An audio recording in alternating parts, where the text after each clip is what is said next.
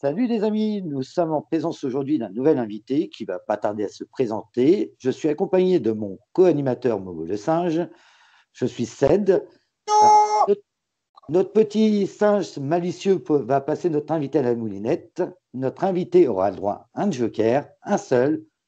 Et Momo, c'est à toi de commencer. Comment ça, je suis malicieux, moi?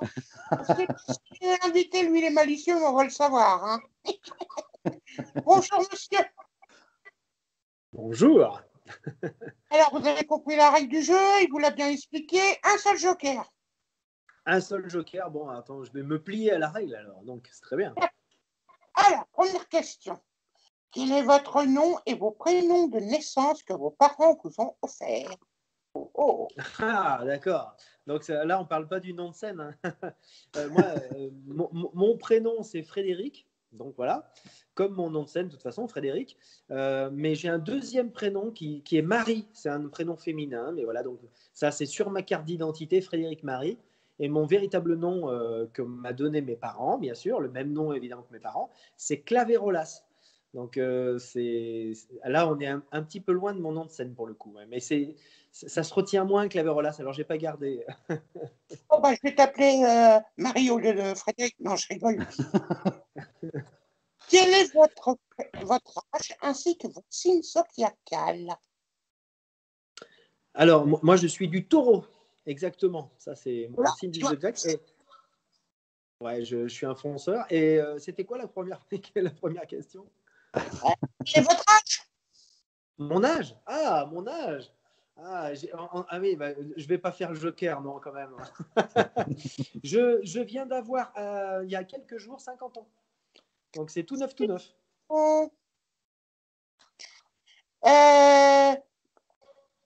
Votre situation de famille, est-ce que vous êtes amoureux, vous êtes des enfants, vous êtes célibataire ou autre? Ah, ça c'est indiscret. Là, mais c'est incroyable ces questions. Mais tu sais, tu peux me tutoyer, mais moi, hein, on n'est pas obligé de se vous voyez. Hein, y a pas de Alors, problème. est-ce que tu peux savoir si je suis amoureux ou pas amoureux? Ah ouais, ma situation amoureuse pour l'instant, elle est très calme. Je suis célibataire. Ah, bah comme moi. Ben voilà. Je veux dire, enfant.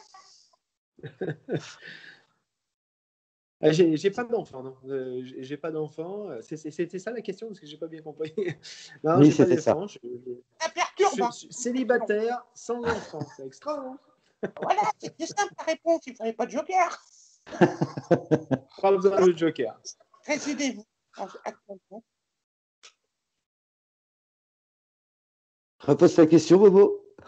Dans quelle ville il habite, mon invité? Dans quelle ville j'habite? Je suis natif et j'y habite toujours d'ailleurs, même si j'ai quitté cet endroit pendant des nombreuses années, je suis revenu au bercail, comme on dit. Moi, j'habite exactement Roanne. Roanne, c'est une petite ville de province qui est dans la Loire, le département 42, au nord de Saint-Étienne. Et pour ceux qui ne connaissent pas, Roanne, c'est entre Lyon et Clermont-Ferrand. Voilà, grosso modo. Alors, une petite parenthèse, en fait, l'association Les Amis de Momo le Singe vont dans les hôpitaux redonner du sourire. J'espère un jour te voir là-bas pour redonner du sourire aux enfants malades. Ah oui, c'est une belle action qu'il faut faire dans les hôpitaux pour les enfants malades. Ouais. Et c'est vrai que c'est quelque chose, quand on a un petit peu le temps de le faire, oui, c'est vrai. Je pense que, bon, on le fait avec le cœur, c'est certain. Et pour l'instant, je ne l'ai jamais fait en réalité, hein, je vais être franc, j'avoue. Mais si l'occasion se présente, ouais, je verrai du côté de ma ville s'il y a quelqu'un. Il doit y avoir des gens qui le font sûrement, parce qu'il y a des gens qui le font pas. En privé. Oui, voilà. Alors maintenant, quel est le métier que vous détestez faire si un jour vous devez le pratiquer? Oh non, oh les questions. Joker, non. Non, pas de joker. Non, un métier que j'aimerais ou que je détesterais? Détesterais. Détesterais, un métier que je déteste. Ça serait inspecteur des impôts. Oh, pourquoi? En ce moment, les feuilles et on vérifie bien, mesdames, messieurs, vérifiez bien que ce que les hein, d'accord? tu détestes dans ta maison faire? La corvée, alors le repassage. Oh, t'as raison, hein. Repasser, redépasser, c'est la même chose.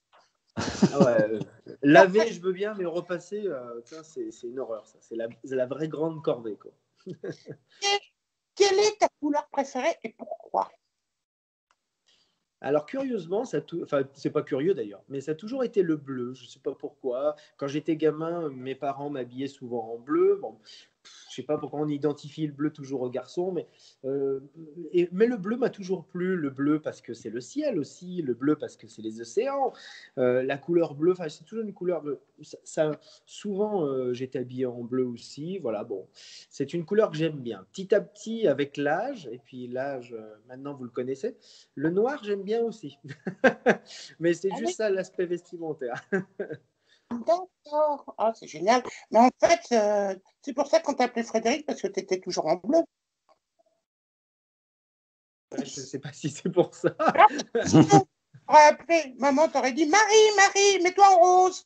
Ah bah oui, alors mon second prénom, c'est parce que en fait, mes parents ont voulu, ils sont très catholiques, hein, ils sont très croyants, et ils ont voulu me placer sous le signe de la Vierge, donc Marie, hein, dès ma naissance, parce que comme je suis né prématuré de beaucoup, évidemment, quand on est tout petit à la naissance et qu'on n'a pas de force, qu'on n'a pas pu s'alimenter, etc., et qu'on est sous couveuse pendant plus d'un mois, bah ouais, il y a quand même, à cette époque-là, je vous parle d'un temps que les moins de 20 ans ne peuvent pas connaître, mais à cette époque-là, ben, les prématurés, c'était un peu compliqué. Donc, ils m'ont mis ce deuxième prénom dès ma naissance, et ils m'ont d'ailleurs baptisé le jour de ma naissance, parce qu'ils ne savaient pas trop si j'allais rester dans ce monde.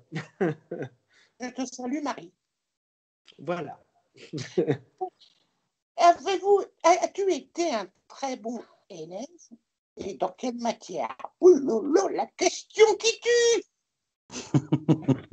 Alors, j'ai été un très très mauvais élève jusqu'en première. Ouais, ça a été ça. Jusqu'en première, j'étais un très mauvais élève parce que ça ne m'intéressait pas. Et comme ça ne m'intéressait pas, ben, il n'y a rien qui rentrait. Et on avait beau pouvoir me rabâcher à l'école les choses, etc., quelles que soient les matières. Alors, il y a des matières où j'étais plus fort parce que bah, c'était plus sympa, tout simplement. Le sport et la musique, c'était un truc sympa à faire. Alors que se retrouver derrière un bureau et apprendre des matières qui ne m'intéressaient pas, j'étais vraiment un cancre hein, à l'école.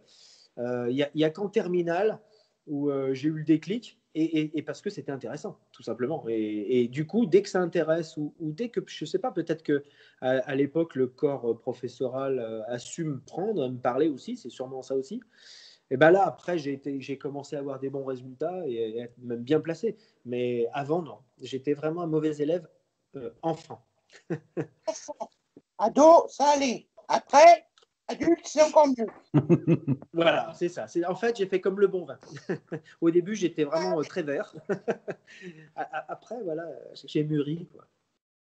Alors maintenant, j'ai une autre question qui va dans le même sens. Quelle est ta bêtise que tu as fait quand tu étais petit ou bien grand? La plus grosse bêtise?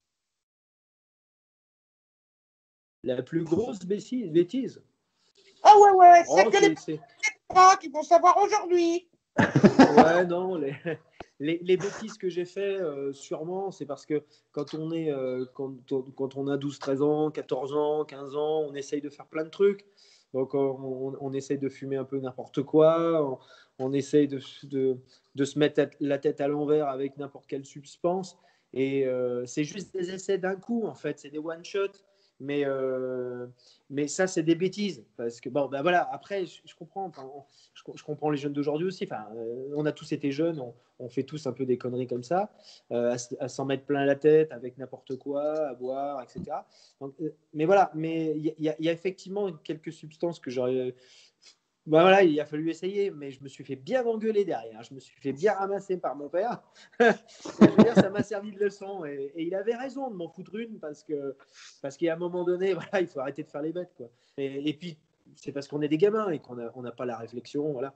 Mais ça, c'était des grosses bêtises. Ouais. Ça continue, je vais t'appeler sale gosse. Hein. Ouais, mais voilà, mais à cette époque-là, j'étais un enfant très très turbulent, et puis moi j'étais un hyperactif quand j'étais gamin. Donc forcément, après il y a sûrement plein de bêtises que j'ai fait où j'ai risqué de me faire très mal. Bon, bah, je touche du bois, je me suis pas fait mal, donc tout va bien. Mais voilà, je pense que j'ai donné du fil à retordre à mes parents quand j'étais gamin. Alors, malgré les bêtises que tu faisais, tu recevais des cadeaux et c'est lequel qui t'a le plus plu? Ah, les cadeaux enfants, Ou adulte, hein, oh, ça ben, dépend. ou adultes, ouais, les cadeaux. En fait, j'ai des cadeaux, on en reçoit un peu toujours à Noël, aux anniversaires et tout ça. Bon, il y a des cadeaux qui m'ont plus marqué que d'autres parce que quand on est gamin, quand on reçoit son premier vélo de course, on est hyper heureux. Enfin voilà, ça c'est des cadeaux de gamin. Mais, ensuite, enfin, voilà, il y a pas de cadeau plus marquant qu'un autre. À chaque fois, ça fait plaisir qu'on pense à nous d'abord et que quelqu'un nous fasse un présent. Moi, je suis toujours touché quand je reçois un cadeau. Et plus on vieillit, moins on en a. Alors, Mais, je suis contente. mais Une ouais, heure mais c'est comme aujourd'hui, ça. voilà, c'est notre beau cadeau. Comment? Quel est J'ai ton pas- caractère? Donne-moi deux traits de ton caractère qui te caractérisent vraiment. Oh là là! Oh. Ben, en fait, au niveau du caractère, on peut dire que je suis un garçon plutôt sensible. Et ça se reconnaît évidemment dans ma musique et dans les paroles, principalement dans ce que j'écris et dans mes chansons. Je suis un garçon plutôt sensible, c'est un trait de caractère qui me convient bien. Euh, et puis c'est la sensibilité, puis la gentillesse. C'est vrai que je suis une personne qui a du mal à dire non quand on me demande quelque chose, n'importe quel service, etc. Je suis quelqu'un qui a du mal à dire non, alors que des fois il faudrait. Parfois il faudrait. Donc il y a peut-être une petite faiblesse à ce niveau-là, mais ça vient aussi de mon éducation, etc. Voilà. Attention, ta qualité est ton défaut. Ah, Voilà, je pense que je viens partiellement de répondre un peu à cette question, hein. C'est-à-dire que, en oui. fait, le fait d'avoir du bon cœur dans le monde d'aujourd'hui, parfois, c'est un peu compliqué. C'est une qualité que j'aime. Enfin, je veux dire, le fait d'être bon, d'avoir une certaine bonté envers les gens, d'avoir quelque chose d'un peu altruiste, je pense que c'est important dans la société où on vit. Et à la fois, parfois, ça peut être un défaut. Mais bon, après voilà, j'essaye dans la mesure du possible d'être quelqu'un de bienveillant avec les gens. Voilà, alors parfois, oui, effectivement, une qualité qui peut être un défaut, c'est que j'ai parfois faire confiance aux gens, c'est quelque chose qui est assez aisé pour moi. Je fais facilement confiance. Voilà, alors c'est une qualité, mais ça peut être un défaut aussi. Super. Oh, bah, je suis contente de te côtoyer, hein. Oh, Bah, il faut. bon, maintenant, une question très importante. Qu'est-ce que tu aimes chez les gens et qu'est-ce que tu détestes chez les gens? Ben, moi j'aime en général les gens. Je suis quelqu'un de très sociable. Ça, c'est une des qualités. D'ailleurs, ça répond à la question d'avant. Mais je suis quelqu'un qui est assez sociable. J'aime bien discuter avec les gens. J'aime bien la présence de gens également. C'est quelque chose que j'aime pas, c'est la solitude, par exemple. Ça, j'aime pas la solitude. Mais donc, et du coup, chez les gens, j'aime bien quand ils sont plutôt parce qu'on rencontre évidemment tout type de personnes, mais c'est vrai qu'il y a des gens qui portent le sourire et qui portent la joie. Et qu'est-ce que c'est agréable d'être entouré de gens qui ont un sourire facile, ce qui n'est pas toujours mon cas d'ailleurs, c'est pas toujours mon cas non plus, hein, j'ai pas forcément le sourire facile, mais ça, on le voit d'ailleurs, hein, on n'en rencontre pas tant que ça, mais il y a certaines personnes qui portent qui sont lumineux, voilà. Et ça, qu'est-ce que c'est agréable de voir des gens lumineux qui ont toujours le sourire. Ça, j'adore ça.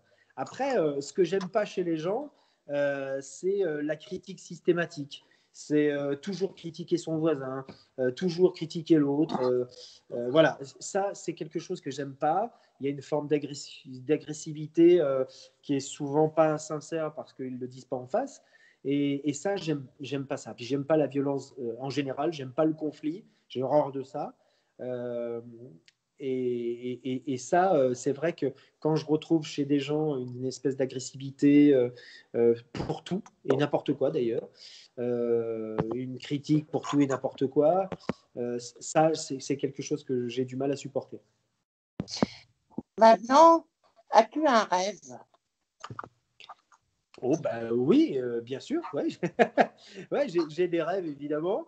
Je suis même porté par mes rêves. J'ai tout le temps des rêves.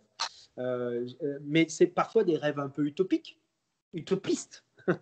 Un peu utopistes parce que c'est vrai que bah, je rêve d'avoir une vie meilleure, je rêve d'un monde meilleur, bien sûr.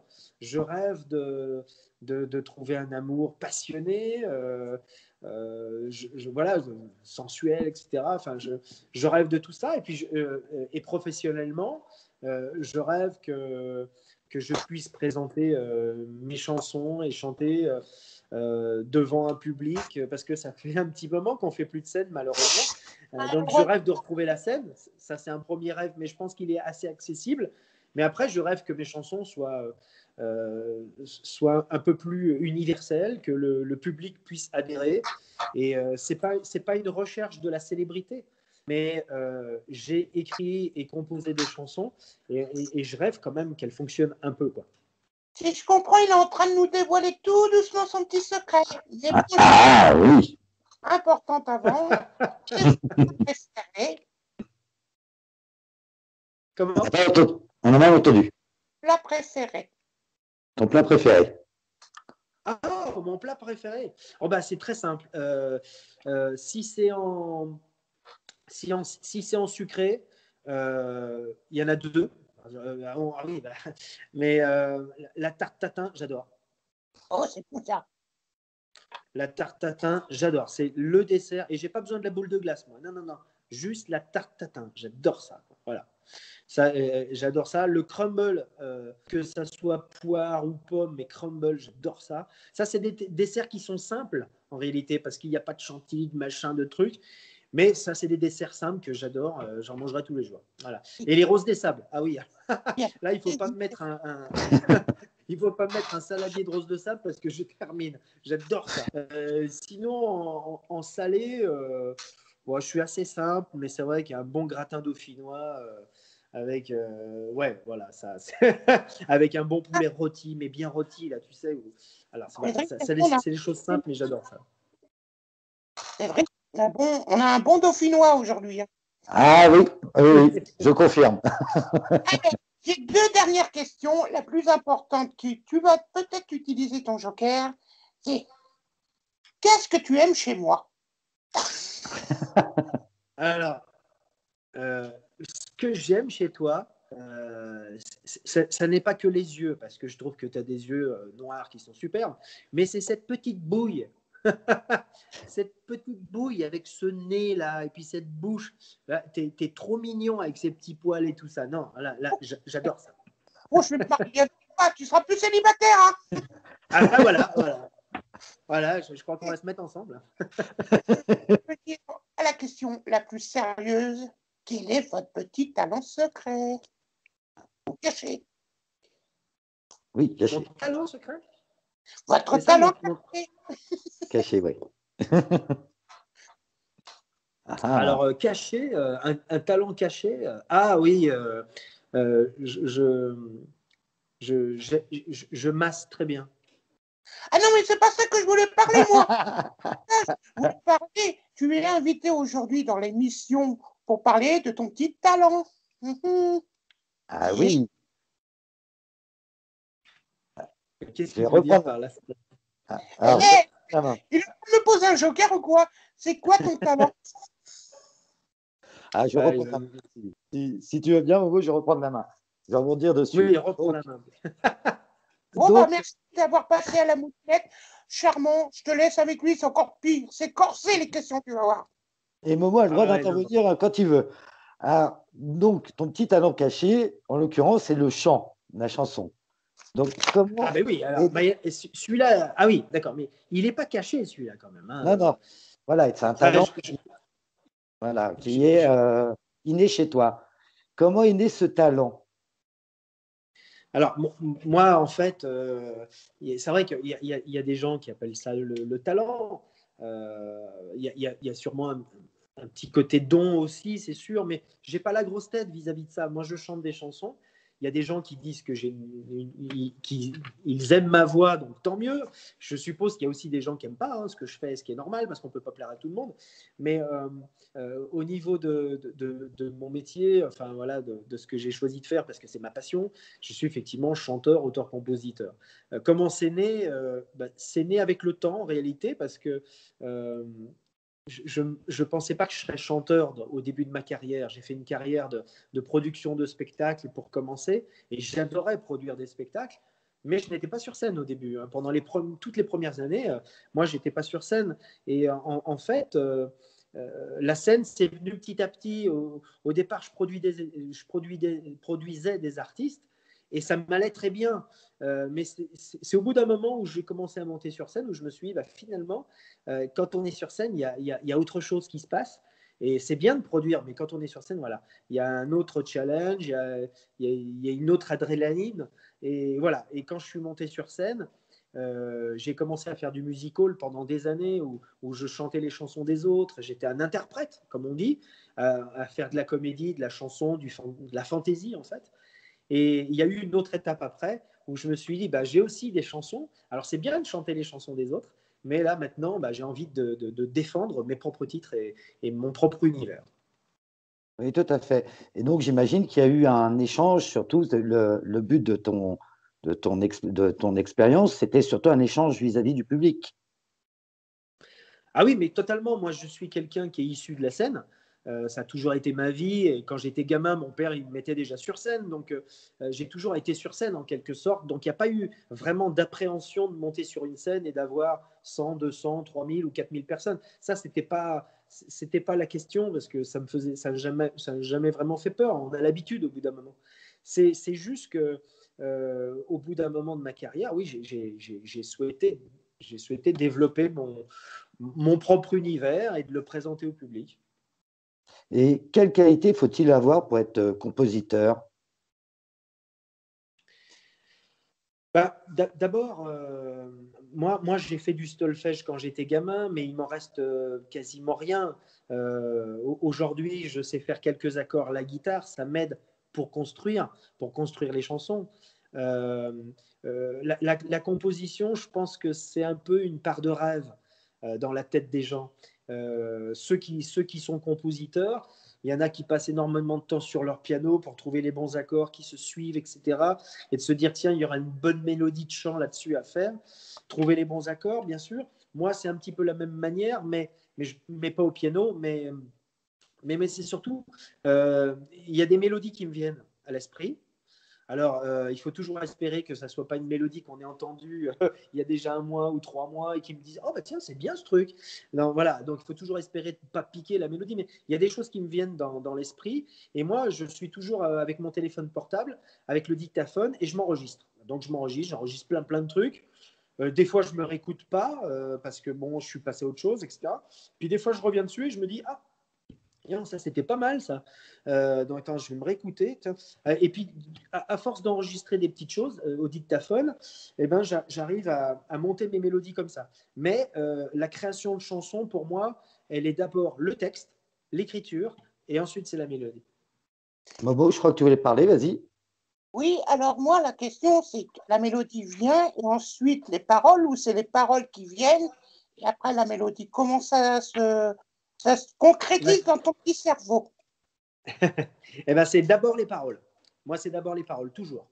Parce que, en fait, je suis beaucoup plus un écrivain, un auteur qu'un compositeur. Donc, c'est d'abord les paroles. Et ensuite, vu que j'essaye de respecter ce qu'il faut dans une chanson avec des refrains, des couplets, des gimmicks, des choses qu'on retienne, des répétitions, etc., des avant-refrains, etc., bon, un break, évidemment, après, la musique vient. Mais c'est d'abord les paroles. Ah oui, franchement, c'est quand même pas mal, hein. Qu'est-ce que t'en penses, Momo? Oh, je vais travailler mes ménages et écrire des chansons. Ah, tu pourrais, hein. Pourquoi pas un duo? Ça serait marrant. Oh là là, ah, on dirait une casserole. Donc oui, tu disais que l'écriture était quand même partie prenante de ton métier. Donc il Oui. y a une certaine imagination qui doit se mettre en place aussi, j'imagine. Oui, oui, effectivement, en fait, moi, j'arrive à écrire des choses en fonction de ce que je ressens et de ce que je vis tous les jours. Il y a parfois des sujets qui me viennent juste parce que j'ai entendu un reportage à la télé et puis d'autres sujets par rapport à ma vie privée, ma vie personnelle, ma vie sentimentale, ma vie amicale. Et donc, les sujets viennent en fait comme ça, en fait. Momo, vas-y. Ça dépend de ton cœur, alors, du jour. Ça dépend de mon humeur, ça dépend de ce que j'ai dans le cœur, effectivement. Parce que la plupart des chansons qui parlent de sentiments, je ne fais pas que des chansons sentimentales, mais il y en a quand même beaucoup. Ça exprime effectivement des choses que j'ai vécues. D'accord. Justement, ça va être le moment de la petite pause et nous allons envoyer la chanson Je bois à la vie. Et nous reviendrons tout de suite après la chanson. À tout de suite.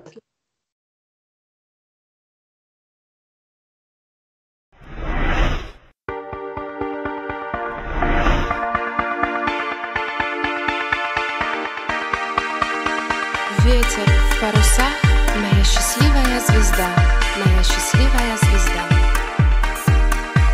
Je bois mon enfance et à mes premières fois, je bois l'insouciance, une empreinte de toi.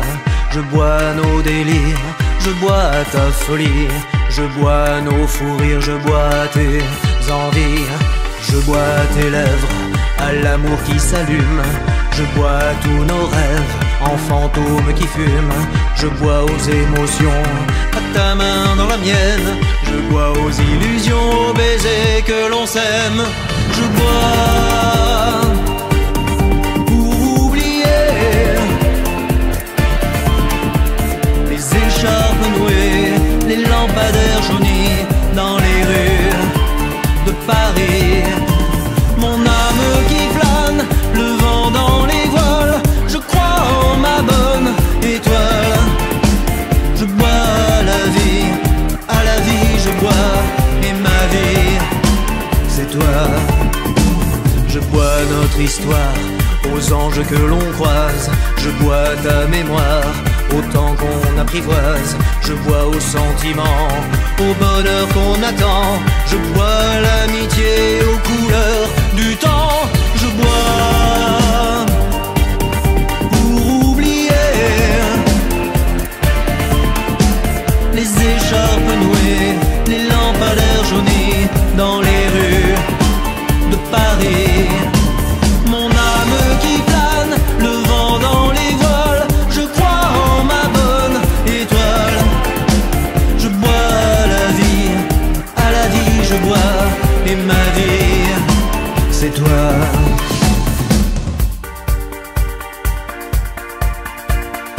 Ветер в парусах, моя счастливая звезда, моя счастливая звезда. Моя счастливая звезда. Je bois pour oublier les écharpes nouées, les lampadaires jaunis dans les rues de Paris. Mon âme qui plane, le vent dans les voiles. Je crois en ma bonne étoile. Je bois à la vie je bois. Et ma vie,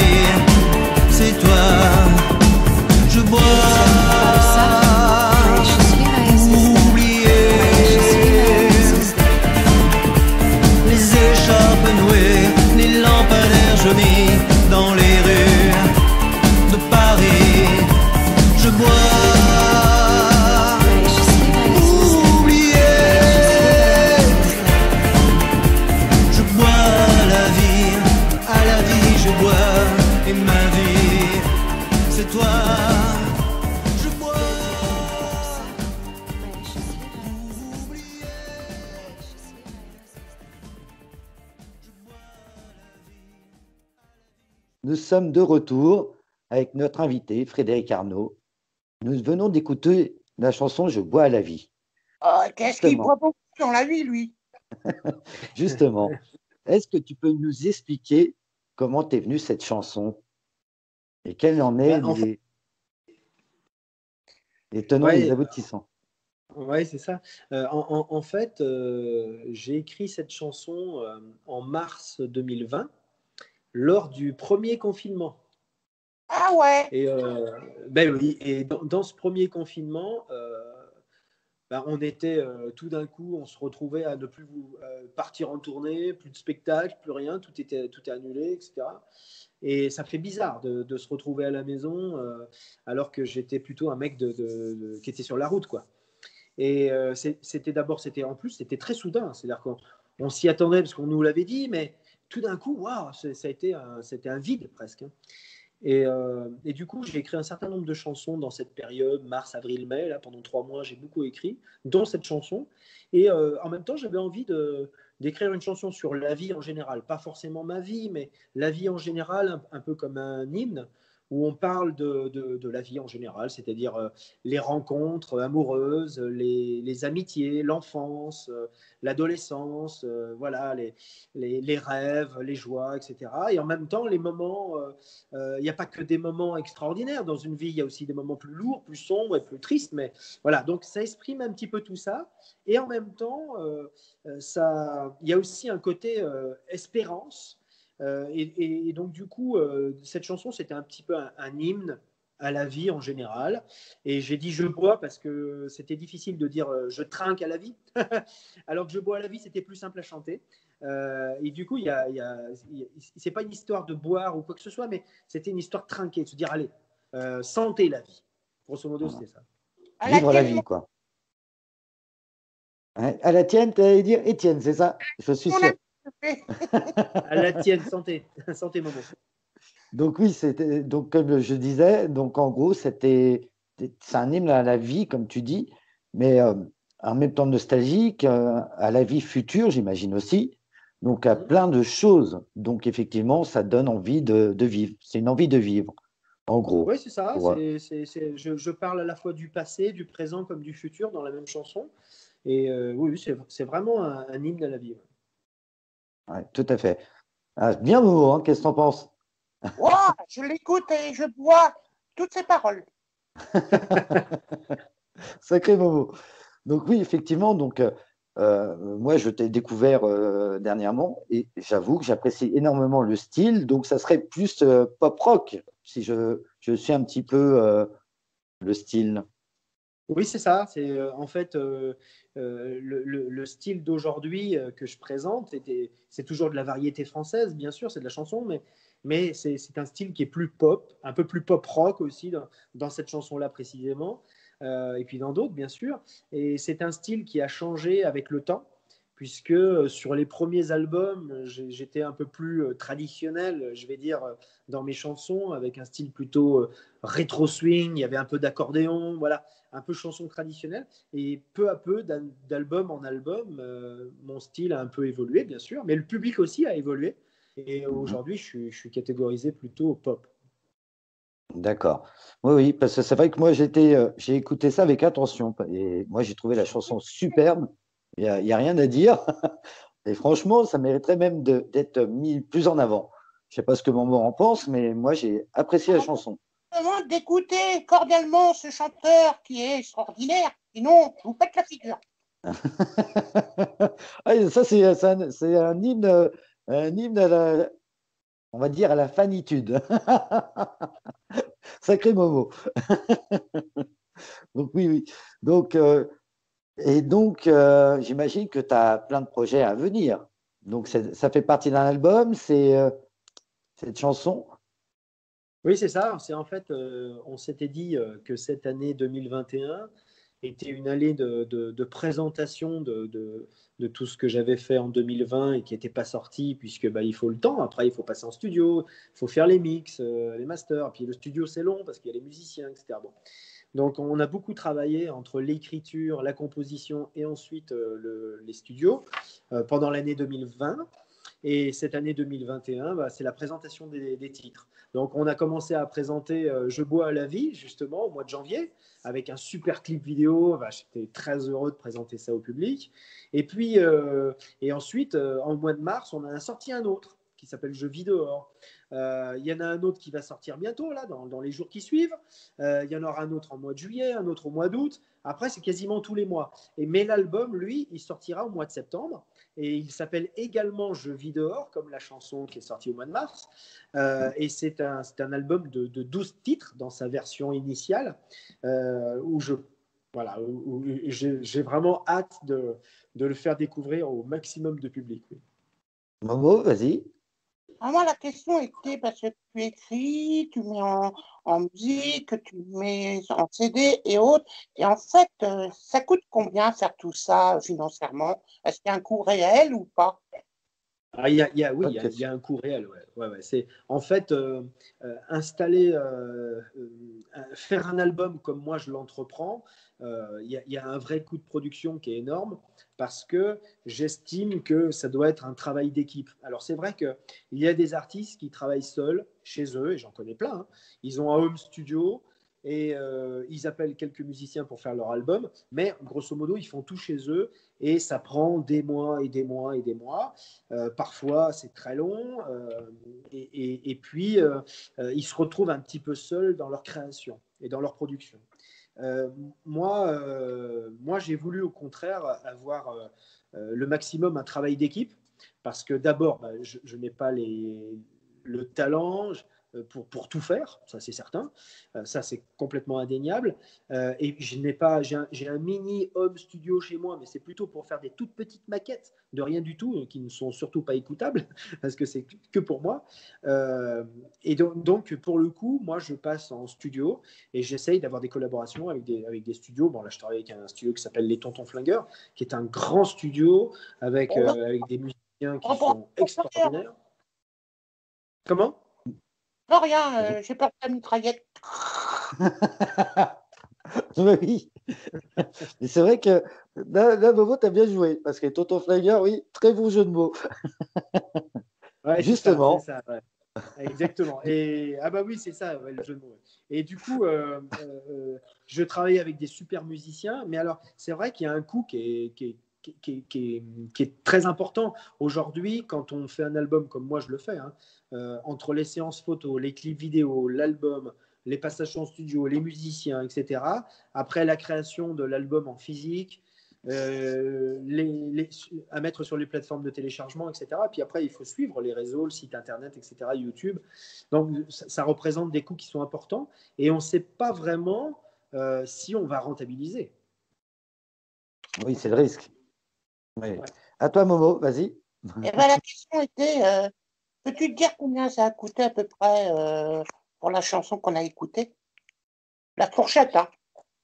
Après, la chanson par elle-même qu'on vient d'entendre, je ne peux pas vraiment te dire un coût, mais par exemple, aujourd'hui, l'album, ça m'a coûté à peu près 7 000 € en studio, quoi. Ah ouais, quand même.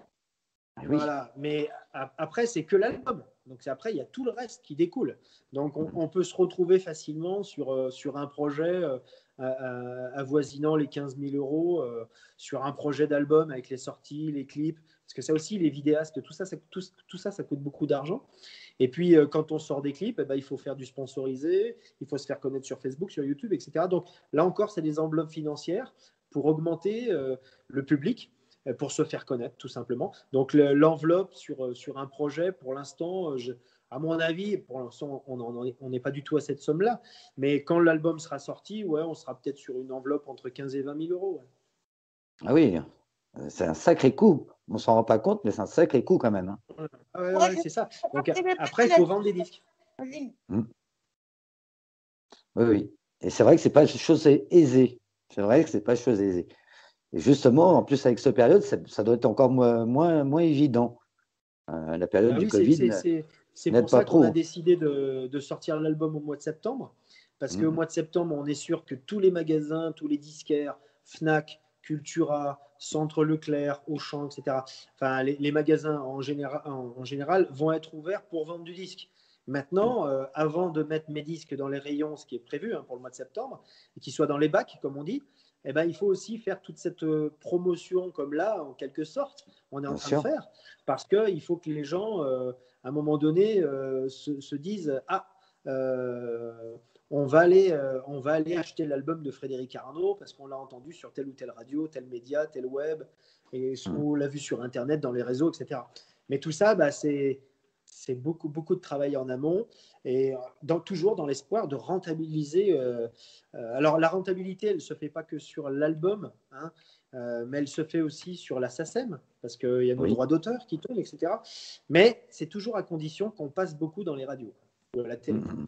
Tout à fait, oui, j'imagine bien. Il y a eu un souci, Momo, je t'ai mal entendu. Peux-tu répéter, Momo? Bonjour, Madame la SACEM. Hein. Encore un jeu de mots. Décidément, tu es sacrément taquin aujourd'hui, Momo. Eric, on peut s'amuser. Donc, justement, nous allons envoyer la deuxième chanson, celle dont Frédéric nous a parlé, Je vis dehors, et nous revenons juste après. À tout de suite. Allez, je vais dehors.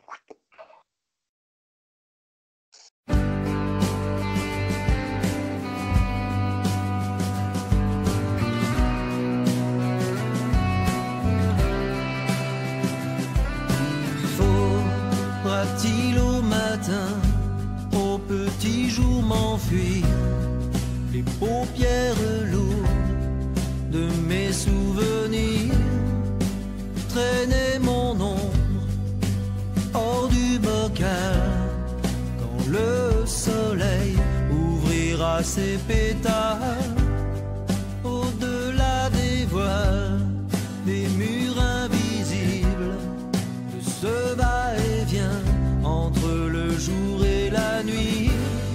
Il n'y a que le vent qui se promène ainsi, dehors serait-ce le vide, dans le silence d'or, le silence d'or, le silence d'or. Et même si tout a changé, un oiseau chante encore.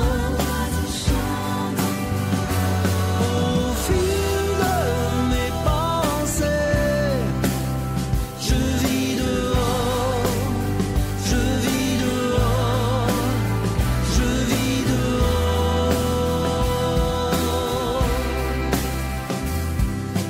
Nous, faudra-t-il changer d'avenir en un mot savouré de simple plaisir dans le ventre de mon logiciel? Je rêve d'un printemps éternel. Et même si tout a changé, un oiseau chante encore. Au fil de mes pensées,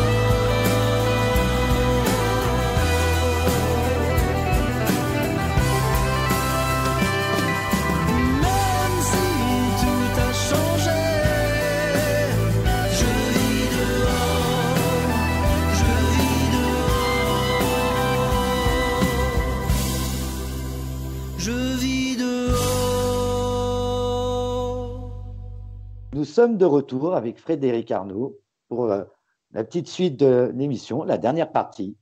Donc, nous allons aborder des petites anecdotes. Aurais-tu des petites anecdotes qui te sont arrivées pendant ta carrière qui a, je crois, à 25 ans, si je ne me trompe pas. Oui. Donc, as-tu de belles anecdotes, des choses qui t'ont amusé dans ta carrière? Bah, quand on a tourné comme moi j'ai pu le faire, des anecdotes, je pourrais écrire un bouquin sur les anecdotes du spectacle parce que c'est vrai qu'on tourne dans toutes les conditions possibles et inimaginables. Des anecdotes, il y en a vraiment, mais il y en a vraiment des tonnes. Des choses qui sont, pour le coup, au début, des vraies galères. On se dit, mais c'est pas possible de travailler dans telle ou telle condition, etc. Et qui finalement deviennent des anecdotes avec des souvenirs avec les artistes avec qui on travaille. Et quand on se revoit, même 10 ans après, on dira, tu te souviens quand on était dans le Nord et quand on était bloqué sur la route dans la neige et qu'on avait le spectacle dans 2 heures et qu'on avait encore 1 heure de route et qu'on n'était toujours pas arrivé, qu'on n'avait pas monté le matos, enfin voilà, parce qu'on était complètement bloqué dans la neige dans le Nord de la France. Voilà, ce genre de truc, ou alors quand on était près de Pau, voilà, près de Pau, dans les Pyrénées, par là-bas, et où on s'est retrouvé en pleine nuit à éclater un pneu de camion, et du coup tout le monde dormait dans le minibus, et on a passé la nuit dans le minibus avant de se faire dépanner, où tout le monde se gelait. Enfin, c'était une horreur, alors qu'on devait passer au parc exposition de Pau et qu'on était hyper en retard. Les organisateurs ne savaient plus ce qui se passait, ou alors les anecdotes du fait, ça m'est arrivé plein de fois, où on tombe. Moi, une fois, j'étais sur scène, je descends de la scène sur un escalier de fortune, parce que parfois, moi j'aimais bien, on demandait systématiquement à avoir un escalier pour descendre dans le public, et là il n'y avait pas d'escalier, donc on s'était fait un escalier avec des fly. Les fly, vous savez, c'est les grosses boîtes où on met les enceintes, et je suis passé à travers un fly, quoi. Voilà. Donc par exemple, c'est ce genre de truc, ça peut arriver, c'est des choses qui arrivent. Alors le public rigole, bon, voilà, bon, c'est le jeu. Ben, après, parfois on se fait mal, hein, ça peut arriver aussi. Mais des anecdotes, il y en a eu plein.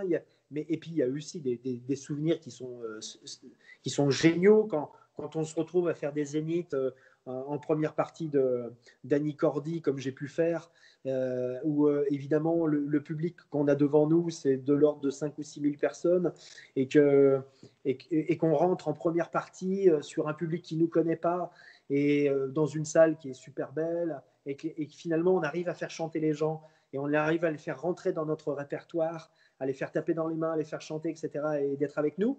Ça, c'est juste des moments qui sont superbes, et ça, c'est des moments de tournée qui sont vraiment bien. Voilà, ça c'est des très très bons souvenirs. Mais après, voilà, les tournées, que ce soit les tournées d'hiver, qui sont souvent dures, parce qu'il y a le climat, il y a le froid, etc. Mais malgré tout, ça reste des tournées qui sont en salle. Donc, quelque part, il y a ce côté qui est intéressant. Parce que les tournées d'été, alors oui, il fait chaud, et encore, ça dépend. Parce qu'il est arrivé qu'on fasse des spectacles où on était sous la flotte, enfin des trucs énormes. Et puis, il arrive aussi des spectacles où on demande où sont les loges et qui nous disent « Ah bah, c'est le camion à vaches ». Donc, on va se changer à moitié dans le camion où il y a de la paille, où d'habitude, c'est les vaches qui sont. Enfin, bon, voilà. C'est même arrivé de faire un concert une fois dans une municipalité, avec un comité des fêtes. Et nous, on était donc sur scène, il y avait les loges. Et en fait, juste avant le spectacle, il y avait une course de chèvres qui tournait tout autour de la scène, avec des numéros, là, où les gens... Voilà. Bon, alors, je ne vous dis pas l'état du matériel après, la poussière. J'imagine bien. Mais c'est pas possible qu'on ait des chèvres qui tournent autour de la scène avant le spectacle, quoi. Enfin, voilà. Bon. Ça, c'est entre autres, parce qu'il y en a des dizaines et des dizaines comme ça. Ah oui, franchement, c'est même amusant à entendre, parce que j'imagine qu'il y en a encore tellement. Momo, après, à toi. Moi, je dis, comme il est tellement amoureux de son métier artistique, il est capable de se prendre les pires marées, les pires tempêtes, mais en fait, il est génial comme type. Ah, t'as donné une idée de titre. Ah, c'est pas bête. Toujours là, mais ça m'est arrivé d'être sur scène lors d'une tempête, et que la tempête a emmené le pont d'éclairage derrière. Vous savez, c'est le pont avec les projecteurs, les rideaux de scène et tout ça.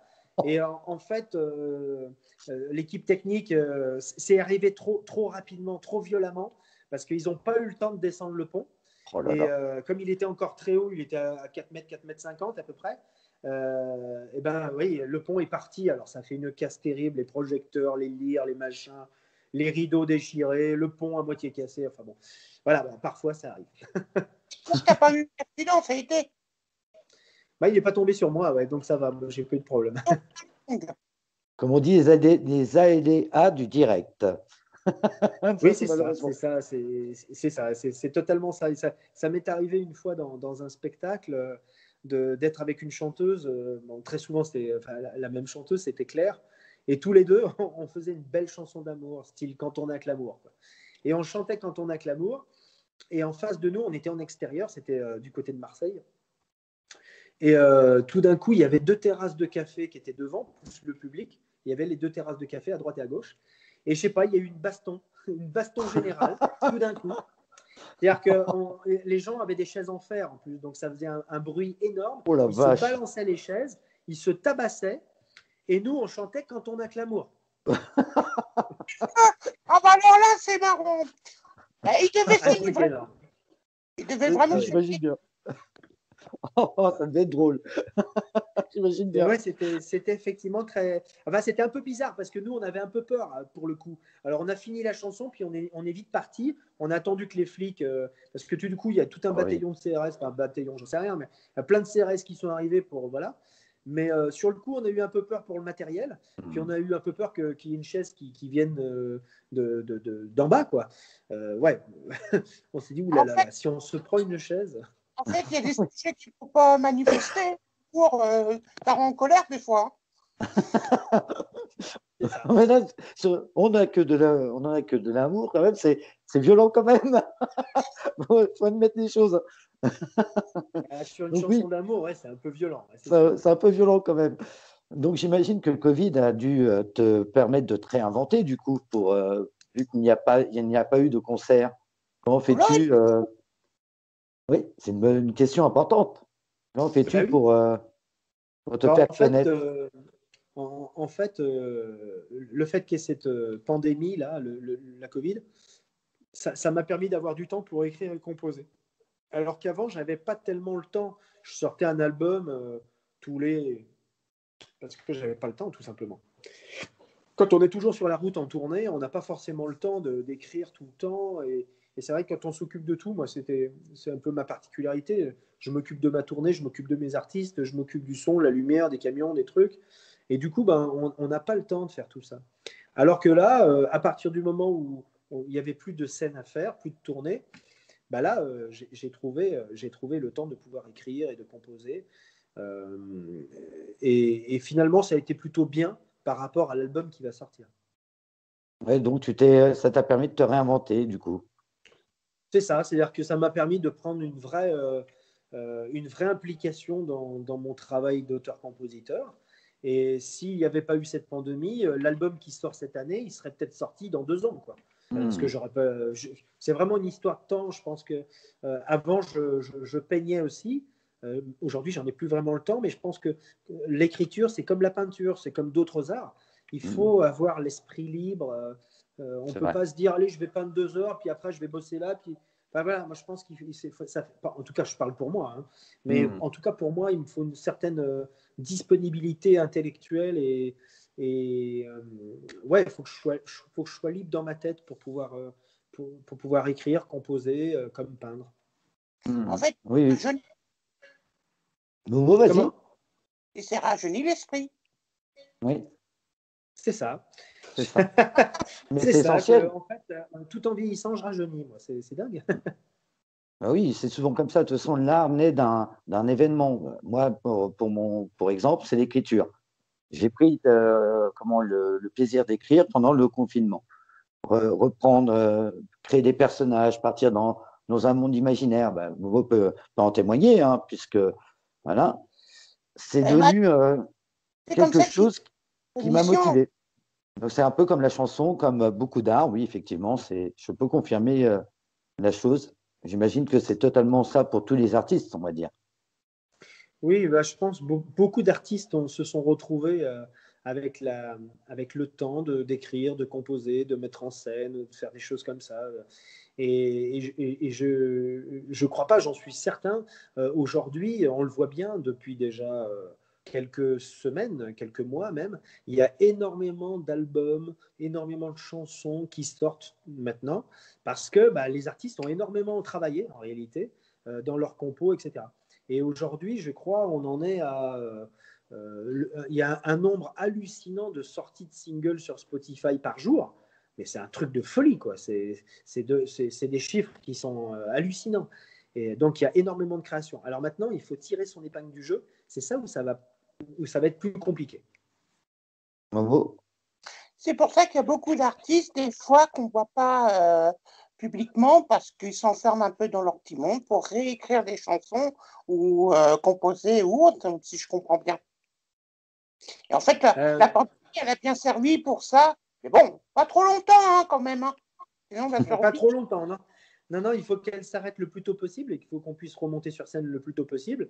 Mais c'est vrai que quand il n'y a pas, dans une vie normale, on va dire, il y a énormément d'artistes. Hein, les exemples sont très nombreux et dans tous les domaines. Il y a énormément d'artistes pour écrire et composer qui s'enferment dans une maison de campagne, dans un hôtel ou je ne sais pas où, au bord de l'océan ou à la montagne.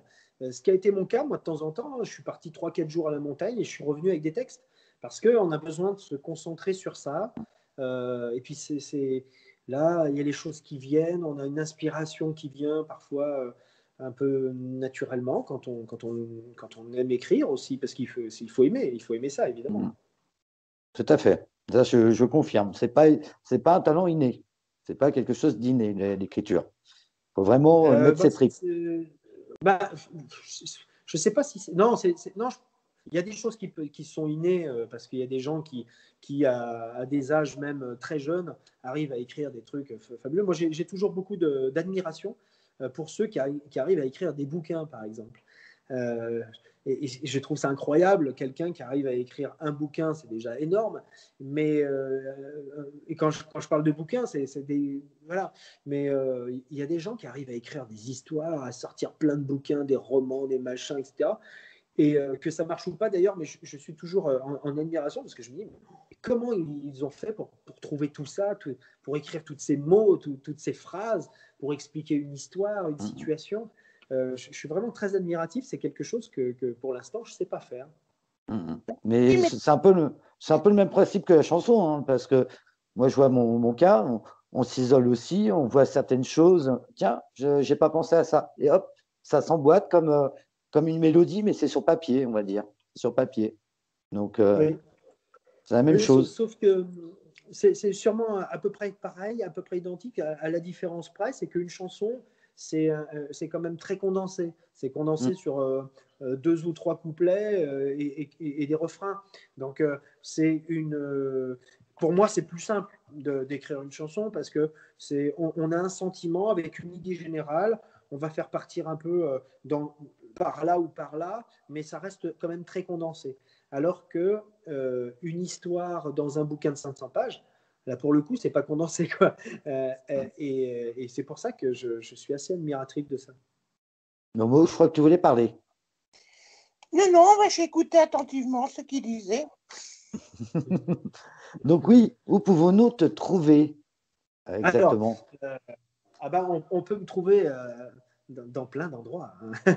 mais c'est vrai qu'actuellement, actuellement, on ne peut pas faire de scène. Donc, bon, voilà. Ça va bientôt arriver, mais maintenant, il faut les trouver, les spectacles. Donc, il faut contacter les organisateurs potentiels qui pourraient éventuellement nous prendre. Les festivals, ça va être encore compliqué cette année. Donc, il y aura peut-être encore quelques organisateurs qu'on va pouvoir retrouver cet été, en juillet-août. Et je pense que globalement, pour nous, le métier va reprendre à partir de septembre. Mais en tout cas, on peut me retrouver, c'est sûr, parce que pour le coup, comme on n'a pas pu être sur scène depuis un peu plus d'1 an maintenant, eh bien, la présence, elle a été sur les réseaux.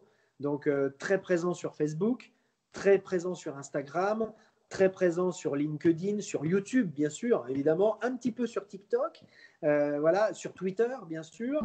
Donc, très présent sur les réseaux en général. Et puis, le site internet, bien sûr, frédéricarnaud.com, parce que c'est important, surtout qu'en plus, là, je viens de tout le refaire, il est tout neuf, il est super. Donc, voilà, très, très présent sur Internet de ce côté-là. Et avec ce qui marche le mieux, on sait bien, c'est YouTube, Facebook et Instagram. Grosso modo, c'est ces 3 réseaux-là. Il y en a plein d'autres, mais ceux-là, il faut être très présent. Et puis, dès que je sors des singles, sur toutes les plateformes de téléchargement, hein, que ce soit Spotify, Deezer, Napster, enfin, je sais pas, Amazon, iTunes, etc. Voilà, toutes les plateformes préférées, évidemment, où je suis très présent. Il y a tout mon catalogue dessus et les gens peuvent me découvrir. Ouais, justement, c'est important d'avoir donné toutes ces infos. J'imagine qu'on pourra te trouver aussi en commerce dès que ça sera rouvert. Ouais, La Fnac. Oui, à partir de septembre, l'album qui va sortir, il sortira évidemment sur les plateformes, parce que voilà, maintenant on sort sur les plateformes, mais il sera disponible en physique dans les bacs, bien sûr, de la Fnac, de Leclerc Culture, de Cultura, etc. Donc partout en France. D'accord. Momo, je crois que tu voulais dire quelque chose. Oui. Ouais, quand tu pourras remonter sur scène, j'espère que je pourrai venir te voir derrière les loges, comme ça on pourra discuter. Ouais. Ben ouais, voilà, il faudra venir voir dans ma petite loge, là où je me maquille, là, pour enlever un peu les rides. Je pense qu'il ne sera pas le seul. Voilà. Il ne sera pas le seul. Tu as des concerts en Bretagne? Ah oui, en Bretagne, oui. Tu as raison de poser la question. Alors, pour l'instant, il n'y a rien qui est prévu, mais c'est sûr que à partir du moment où la notoriété sera un petit peu plus importante, à la sortie de l'album, etc., ou alors surtout avec les tubes de l'été, parce que là, on va sortir les hits de l'été, et pour nous, ce sont des hits. Donc, hit qui veut dire hit, ça sonne tube, quoi. Donc, on attend beaucoup après ça. Et pour le coup, dès que la notoriété sera à la hauteur des producteurs, des tourneurs, il n'y aura pas de limite de territoire. Hein. Partout où on nous demandera, on ira. Écoute, je t'inviterai personnellement, tu feras un concert chez moi. Concert privé? Exactement. Voilà. Bonne idée. Concert privé à la maison. Donc oui, je crois que Momo voulait passer un petit message à quelqu'un. On va lui faire un petit coucou tous ensemble. Frédéric, tu pourrais remercier la personne qui a tout fait pour se joindre à nous à travers son métier qu'elle fait auprès de toi. Elle a contacté Cédric, et je voudrais savoir qui c'est et que tu nous la présentes et pour la remercier. Je fais des bisous sur la bouche. Effectivement, on va la remercier tout de suite. Elle s'appelle Annick. Annick Portefeuille, et elle est très présente sur les réseaux aussi, bien entendu. Annick, qui est mon chargé de communication, on va dire, de tout ce qui est radio et télé. C'est elle qui est en charge de me trouver tous ceux qui font de la radio, de la web radio, de la télé, de la web télé, etc. Pour représenter au maximum mon univers, celui que je représente à travers mes chansons, mes singles, mes albums, mes clips vidéo, mes lives, mes interviews, voilà. Et donc c'est elle qui est chargée de tout ça, et c'est vrai que c'est grâce à elle qu'on se connaît, hein, mon Momo. Oui, elle a fait un sacré travail. Moi, elle a fait un sacré travail, c'est vrai. De venir dans notre émission expliquer son métier, parce que c'est un talent aussi. Ah, ça pourrait être bien, oui. Vous pouvez l'inviter, hein, il est possible. Tu as vu comment on fait pour chercher des invités, hein. On parle à l'invité, on propose d'autres invités, voilà. Ah oui, justement, je crois que tu auras une question à poser par rapport à ça. Là, je te prends au mot. Tu as pas une petite question à poser? Un autre talent secret. As-tu un autre talent secret? Alors, tout à l'heure, la question, quand elle s'est posée, on a effectivement parlé du fait que je suis chanteur, voilà, interprète, auteur-compositeur, et je suis également comédien. Et donc, ça me permet de rebondir là-dessus. C'est qu'actuellement, c'est très chargé pour moi, parce que même si l'album est terminé, depuis le mois de décembre dernier, il est fini, évidemment, je suis sur l'écriture et la composition d'un tout nouvel album, parce qu'évidemment, il faut continuer, hein, l'aventure, elle continue. Mais pour parler de la comédie, actuellement, 1 à 2 fois par semaine, je suis acteur dans une série policière. Et donc, je joue le rôle d'un flic, justement. Mon nom... Ouais, je suis... Toi aussi, tu passes les invités à la moulinette, c'est ça, hein? Voilà, c'est ça. C'est à moi de le faire après. J'ai mon brassard de flic et tout, mon flingue et tout. Et donc, là, je suis Mathieu Carlotti. Et je suis donc officier de police judiciaire, exactement, dans une série qui s'appelle Hector M. Et donc, pour l'instant, on est en tournage, hein, bien sûr. Après, il y a toute la réalisation, etc. du film. Mais pour l'instant, on est en tournage. Et c'est une série qui va être terminée en 2022 et qui pourra être proposée, et qui sera proposée, bien sûr, aux télés et aux plateformes, parce qu'il y a aussi les plateformes cinéma, pour pouvoir faire quelque chose. Mais c'est pas mal du tout. Et puis, j'adore jouer la comédie. Eh bien, maintenant, deuxième talent, on te réinvitera dans notre émission pour parler du métier de l'acteur. Eh oui, ça sera une occasion de réinviter, effectivement. Nous, dans la police, on est un peu ripoux. Sacré mot. Donc oui, nous allons saluer nos petits amis talentueux. Nous allons arriver à la fin de l'émission. Alors, on va tous saluer nos amis talentueux, tous ensemble. Salut tout le monde. Salut les amis. Et on passe en générique, c'est ça, hein? On va l'écouter. Et surtout, allez voir sur les différents sociaux Frédéric Arnaud. Nous mettrons le lien en dessous de l'émission pour que vous puissiez voir justement. Et il faudra aller voir nombreux. Partagez, n'hésitez pas à passer l'information. Donc voilà. Allez, au revoir tout le monde. Comment ? À bientôt. Au revoir. À bientôt. Partagez, Frédéric. Et non, j'appelle la... On envoie le générique. C'est parti.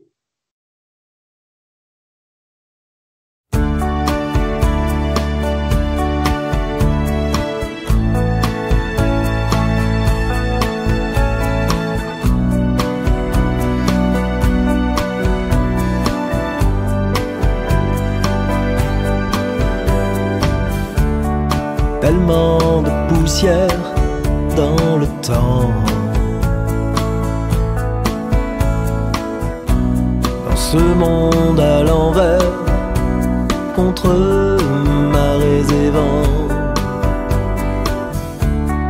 il n'y a que toi, ma lumière, mon diamant. Et tellement, tellement, tellement de sentiments que toi pour ma vie, que toi pour le meilleur, que toi pour faire mon bonheur, que toi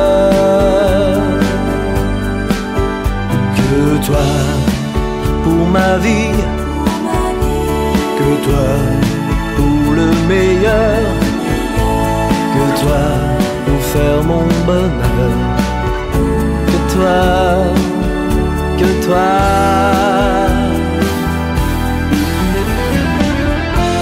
Au printemps, nos années, nos saisons, nos espoirs lointains, nos horizons. Il n'y a que toi, ma foi, ma religion. Et tellement, tellement, tellement de passion.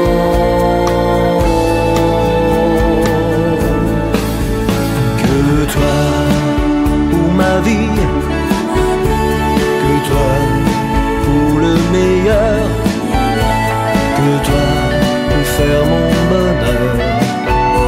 Que toi, pour mon cœur, que toi, pour ma vie, que toi, pour le meilleur, que toi, pour faire mon bonheur, que toi.